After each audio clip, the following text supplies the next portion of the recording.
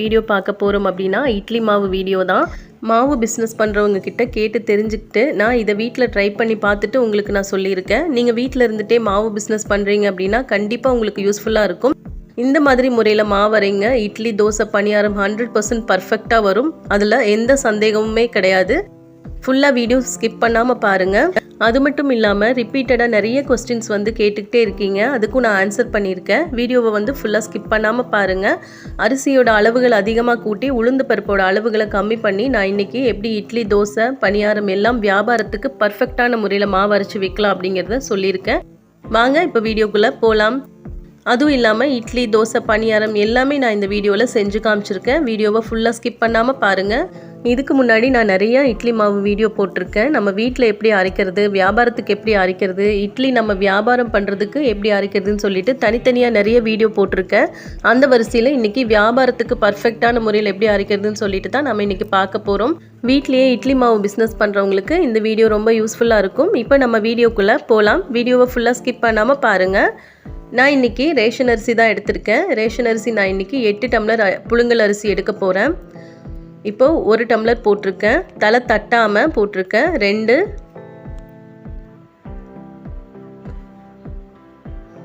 3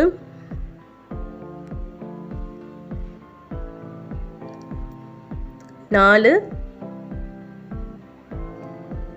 5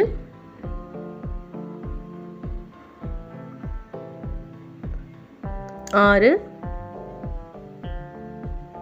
7 last and ஃபைனலாக 8வது tumbler புழுங்கல் அரிசி எடுத்துகிட்ருக்கேன். 8 டம்ளர் புழுங்கல் அரிசி இன்றைக்கி எடுத்துக்கலாம். ரேஷன் புழுங்கல் அரிசியில் தான் நான் எடுத்திருக்கேன். தலை தட்டாமல் எடுத்துக்கோங்க. இப்போது 8 டம்ளர் போட்டாச்சு. நான் குண்டு அரிசி தான் எடுத்திருக்கேன். குண்டு அரிசி, ஒல்லியான அரிசி, எந்த அரிசி வேணாலும் எடுத்துக்கலாம். அது எந்த பிரச்சனையுமே கிடையாது.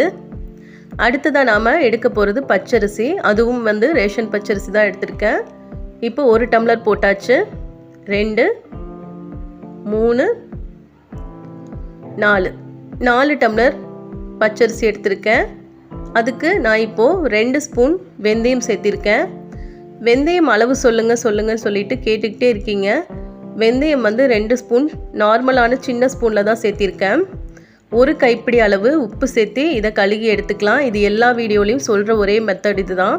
நம்ம ரேஷன் அரிசியில் மாவு அரைக்கும் போது 1 கைப்பிடி அளவு கண்டிப்பாக உப்பு சேர்த்து கழுகி சுத்தம் பண்ணிவிட்டு மாவு அரைச்சோம் அப்படின்னா நல்ல மாவு ஒயிட்டாக இருக்கும். அரிசியில் எந்த விதமான ஸ்மெல்லும் வரவே வராது. பழுப்பு நிறமோ அந்த மாதிரியான ஸ்மெல் வரவே வராது. ரேஷன் அரிசிக்கு மட்டும் இந்த மெத்தடை ஃபாலோ பண்ணிக்கோங்க. 8 டம்ளர் புழுங்கல் அரிசி, 4 டம்ளர் பச்சரிசி எடுத்திருக்கேன். இந்த மாதிரி கையில் நல்லா தேய்ச்சி கழுகிக்கங்க. நம்ம கையில் தேய்ச்சி கழுகும் போதே பிசு பிசுப்பாக இருக்கும். பாருங்கள், நான் இப்போ கழுகி காமிச்சிட்ருக்கேன். எவ்வளோ ஒயிட்டாக தெரியுது பாருங்கள் அந்த தண்ணி. ஒரு 4-5 வாஷ் பண்ணிக்கோங்க. நாம் இட்லி மாவு பிஸ்னஸ் செய்கிறதுக்கு அப்படின்னு சொல்லிட்டு பார்த்தீங்க அப்படின்னா இன்வெஸ்ட்மெண்ட் எதுவுமே அதிகமாக நம்ம சேர்க்காம தான் இன்றைக்கி மாவு அரைக்கிறது எப்படின்னு சொல்லிகிட்ருக்கேன். நாம் பண்ணுற ஒரே இன்வெஸ்ட்மெண்ட் என்ன அப்படின்னா நம்ம சுத்தமாக கழுகி சுகாதாரமான முறையில் வியாபாரம் செய்கிறது மட்டும்தான்.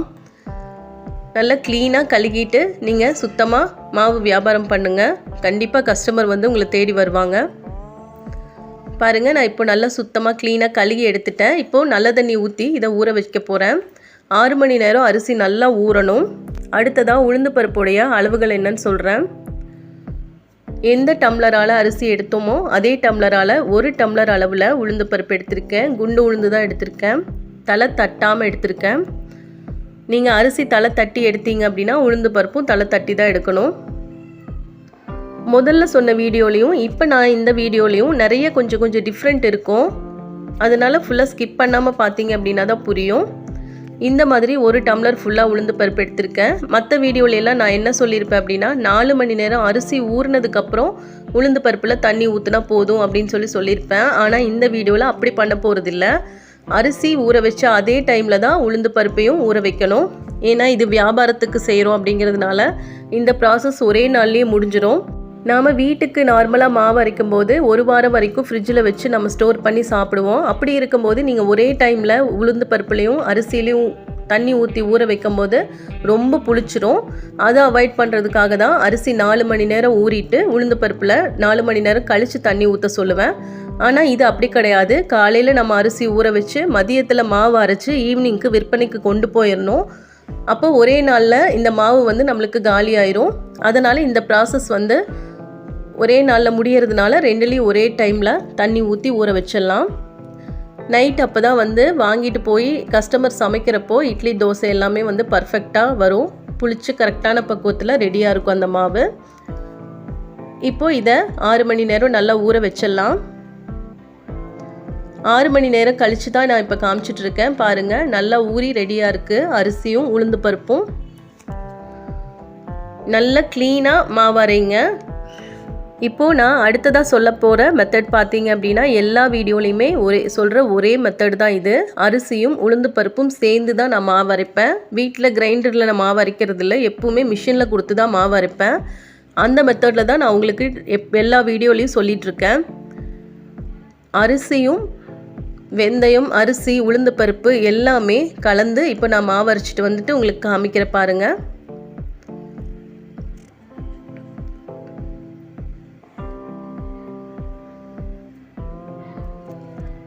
இப்போது மாவு அரைச்சிட்டு வந்தாச்சு.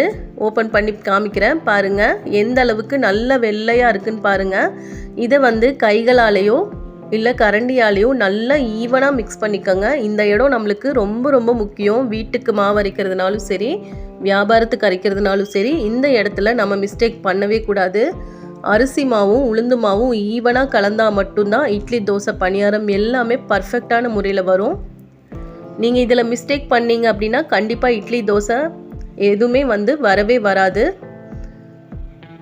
சரியாக கலக்காமல் விட்டிங்கன்னா என்னாகும் அப்படின்னா ஸ்டார்டிங் மாவில் மட்டும் இட்லி, தோசை எல்லாம் நல்லா வரும். லாஸ்ட் மாவு ஆக ஆக இட்லி, தோசை, பணியாரம் எதுவுமே வராமல் போயிடும். அந்த தப்பை பண்ணாதீங்க. இப்போது நான் கலந்து வச்சுட்டு ஃப்ரிட்ஜில் தான் வைக்க போகிறேன். இந்த டைம் வந்து நம்மளுக்கு சூடான டைம், வெயில் டைம் அப்படிங்கிறதுனால இதை ஃப்ரிட்ஜில் வச்சாலே போதும். கூலிங் கிளைமேட்டில் மட்டும் வெளியில் வைங்க. இப்போ நான் ஃப்ரிட்ஜில் வச்சு மார்னிங் வந்து வெளியில் எடுத்து வச்சுருக்கேன். பாருங்கள், நல்லா கலந்து வச்சுருக்கேன். கரெக்டான பக்குவத்தில் புளிச்சு ரெடியாக இருக்குது. இதை வேறு ஒரு பாத்திரத்தில் தேவையான அளவு மட்டும் நான் எடுத்து கலந்துக்க போகிறேன். நல்ல கெட்டியாக இருக்குது மாவு. அதுவும் இல்லாமல் எல்லா வீடியோலையும் சொல்கிற ஒரே மெத்தட் இது. உப்பு மட்டும்தான் நான் சேர்த்தி மாவை கலந்துட்டுருக்கேன். இதில் சோடா உப்பெல்லாம் எதுவுமே நான் சேர்க்க கிடையாது. வெறும் உப்பு மட்டும்தான் சேர்த்தி மாவு கலந்துட்டுருக்கேன். இந்த மாவை நல்லா கலந்துட்டு இட்லி ஊற்ற ஸ்டார்ட் பண்ணிடலாம். இப்படி கலந்துட்டு இருக்கும் போதே இட்லி பானையில் தண்ணி ஊற்றி அடுப்பில் வச்சுருங்க. நல்லா கொதிச்சு ரெடியாக இருக்கும். அதுக்கப்புறமா நம்ம இட்லி ஊற்றி வைக்கும் போது சீக்கிரமாக இட்லி நம்மளுக்கு வெந்து ரெடி ஆயிரும். எல்லாமே வந்து ரிப்பீட்டடாக கேட்கக்கூடிய ஒரே கமெண்ட்ஸ் என்ன அப்படின்னு பார்த்தீங்கன்னா, நாங்கள் 4 டம்ளருக்கு 1 டம்ளர் உளுந்து பருப்பு எடுக்கிறோம், ஆனால் நீங்கள் எப்படி வந்து இப்படி எடுக்கிறீங்க, சான்ஸே இல்லை அப்படிங்கிற மாதிரி நிறைய பேர் வந்து ரிப்பீட்டடாக கமெண்ட்ஸ் பண்ணிகிட்ருக்கீங்க. நம்மளுக்குள்ளே வந்து ஒரு பிம்பத்தை ஏற்படுத்தி வச்சுருக்கோம். இட்லிக்கு வந்து எப்போவுமே உளுந்து பருப்பு அதிகமாக சேர்த்திக்கணும், அப்படி இல்லைன்னா இட்லி, தோசை, பணியாரமெல்லாம் வராது அப்படிங்கிற ஒரு பிம்பத்தை ஏற்படுத்தி வச்சுருக்கோம். அப்படியெல்லாம் கிடையவே கிடையாதுங்க. இந்த மாதிரி முறையில் நீங்கள் மாவு அரைச்சி பாருங்கள், கண்டிப்பாக பர்ஃபெக்டாக வரும். வீடியோவுக்கு பின்னாடி நான் எதுவுமே செய்ய கிடையாது. வீடியோவில் உள்ளதை உள்ளபடி தான் உங்களுக்கு நான் காமிச்சிருக்கேன். இட்லி நல்லா பர்ஃபெக்டான முறையில் ரெடி ஆயிடுச்சு பாருங்கள். நான் தண்ணி தெளிக்கவே இல்லை, ஆனாலும் துணியில் ஒட்டாமல் வருது பாருங்கள். 8 டம்ளருக்கு 1 டம்ளர் உளுந்து பருப்பு சேர்க்கும் போது இந்த மாதிரி வந்துச்சு. 10 டம்ளருக்கு 1 டம்ளர் உளுந்து பருப்பு சேர்க்கும் போதும் இந்த மாதிரி இட்லி வந்துச்சு. இப்போ நான் 12 டம்ளருக்கு 1 டம்ளர் உளுந்து பருப்பு சேர்த்து செஞ்சுருக்கேன். அதுக்கும் பர்ஃபெக்டான முறையில் இட்லி வந்திருக்கு. கொஞ்சம் கூட ஒட்டவே ஒட்டாது துணியில். நல்ல பஞ்சு மாதிரி சாஃப்டாக இருக்கும் இட்லி. கரெக்டான முறையில் பக்குவமாக மாவு அரைச்சி நம்ம இட்லி, தோசை, பணியாரத்துக்கு எல்லாத்துக்கும் வார கணக்கில் வச்சு செஞ்சு சாப்பிட்லாம். பாருங்கள், சூப்பராக ரெடி ஆயிடுச்சு. நான் கையில் எடுத்து காமிக்கிறேன் பாருங்கள். நல்ல பஞ்சு மாதிரி சாஃப்டாக இருக்குது. கல் மாதிரி இட்லி இருக்கவே இருக்காதுங்க. நீங்கள் நம்பி இந்த மாதிரி மாவு அரைக்கலாம். நம்ம கஷ்டப்பட்டு அரைச்சு வீணாக போயிடும் அப்படின்னு நீங்கள் பயந்துக்கவே வேண்டாம். இந்த அளவுகளோட மாவு அரைச்சி வியாபாரம் பண்ணுங்கள். பர்ஃபெக்டான முறையில் இட்லி, தோசை, பணியாரம் எல்லாமே சூப்பராக வரும். பாருங்கள், நான் இப்போ எப்படி பிச்சு காமிச்சிட்டு தான் இருக்கேன். நல்லா சாஃப்டாக இருக்குது இட்லி. கையில் கொஞ்சம் கூட ஒட்டவே இல்லை. அடுத்ததாக நான் உங்களுக்கு பணியாரமும் செஞ்சு காமிக்கிறேன். இப்போ பணியாரக்கல் சூடாக இருக்குது. எண்ணெய் ஊற்றிட்டு பணியாரம் சுட்டு காமிக்கிற பாருங்கள். நல்ல ஒரு கோல்டன் ப்ரௌன் கலரில் வெளியில் நல்ல கிறிஸ்பியாகவும் உள்ளே நல்ல பஞ்சு மாதிரி சாஃப்டாகவும் பணியாரம் வரும். மாவே பாருங்கள் நல்லா ஒயிட்டாக இருக்குது. ரேஷன் அரிசியில் நீங்கள் மாவு அரைக்கும் போது மட்டும் ஒரு கைப்பிடி அளவு உப்பு போட்டு கழுவிக்கங்க. நீங்கள் நார்மலாக இட்லி அரிசியில் அரைக்கும் போது அந்த மாதிரி பண்ணணும்னு அவசியம் இல்லை. பாருங்கள் எப்படி நல்ல ஒரு கோல்டன் ப்ரௌன் கலரில் வந்திருக்கு பணியாரம். மேலே கொஞ்சமாக எண்ணெய் ஊற்றிட்டேன். நல்ல பந்து பந்தாக சூப்பராக வரும். வெளியில் நல்ல கிறிஸ்பியாகவும் உள்ள நல்ல சாஃப்டாகவும் பணியாரம் இருக்கும். உங்களுக்கு டவுட் இருக்கும், இந்த மாவில் வெறும் இட்லி மட்டும்தான் சுட முடியுமா அப்படிங்கிற டவுட் இருக்கும். அதனால தான் நான் இன்றைக்கி இட்லி, தோசை, பணியாரம் எல்லாமே உங்களுக்கு செஞ்சு காமிச்சிட்ருக்கேன்.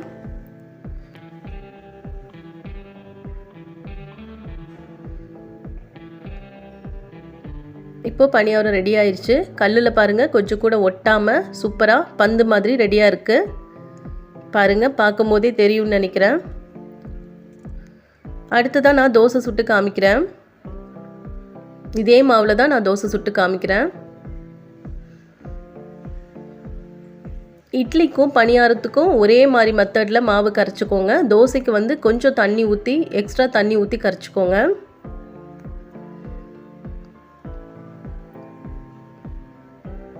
இது நார்மலாக நாம் வீட்டில் அரிசி ஜாஸ்தியாக இருக்குது, உளுந்து பருப்பு கம்மியாக இருக்குது அப்படிங்கிற ஒரு டைமில் கூட இந்த மெத்தடை நீங்கள் ஃபாலோ பண்ணி மாவு அரைங்க. கண்டிப்பாக பர்ஃபெக்டான முறையில் இட்லி, தோசை, பணியாரம் எல்லாமே சூப்பராக வரும். பாருங்கள், தோசை கொஞ்சம் கூட ஒட்டாமல் நல்லா வந்திருக்கு.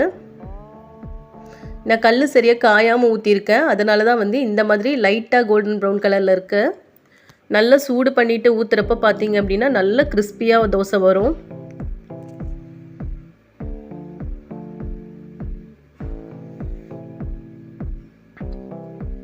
இந்த மாவில் நான் கடைசி வரைக்கும் பர்ஃபெக்டான முறையில் இட்லி, தோசை, பணியாரம் எப்போவுமே நான் செஞ்சுட்டே தான் இருக்கேன். பாருங்க, இட்லி, தோசை, பணியாரம் எல்லாமே ரெடியாக இருக்குது.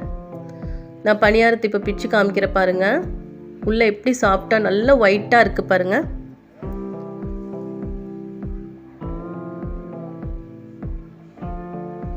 இந்த வீடியோ உங்களுக்கு யூஸ்ஃபுல்லாக இருக்கும்னு நினைக்கிறேன். யூஸ்ஃபுல்லாக இருந்துச்சு அப்படின்னா மற்றவங்களுக்கும் ஷேர் பண்ணி விடுங்க. இந்த வீடியோ பிடிச்சிருந்தா லைக் பண்ணுங்கள், ஷேர் பண்ணுங்கள், நம்ம சேனலுக்கு சப்ஸ்கிரைப் பண்ணுங்கள். ப்ளஸ் அண்ட் மைனஸ் எது இருந்தாலும் கமெண்ட்ஸ் பண்ணுங்கள். தேங்க்யூ.